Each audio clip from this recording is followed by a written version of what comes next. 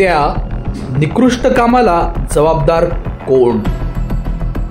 जनतेचा प्रश्न। सावंगी येथील सिमेंट रस्त्याची चौकशी होणार का? कंत्राटदारावर कारवाई होणार का?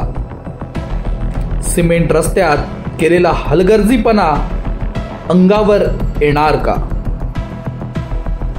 शासनाच्या पैशाचा चुराडा। हा कंत्राटदार कोण? स्थानिक वर्धा शहर नजीक असलेल्या सावंगी मेघे परिसरात झालेल्या सिमेंट रस्त्याच्या खराब बांधकामामुळे परिसरातील नागरिकांद्वारे नाराजगी व्यक्त केली जात आहे।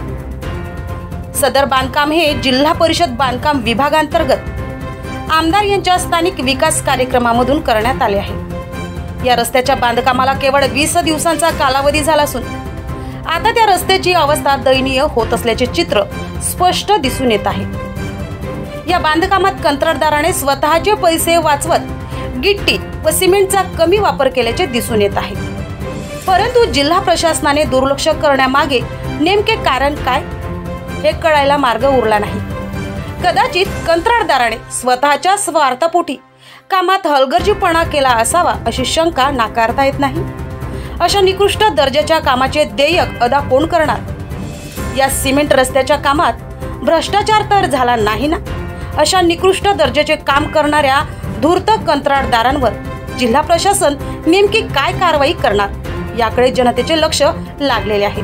जनसंग्राम न्यूज, वर्धा।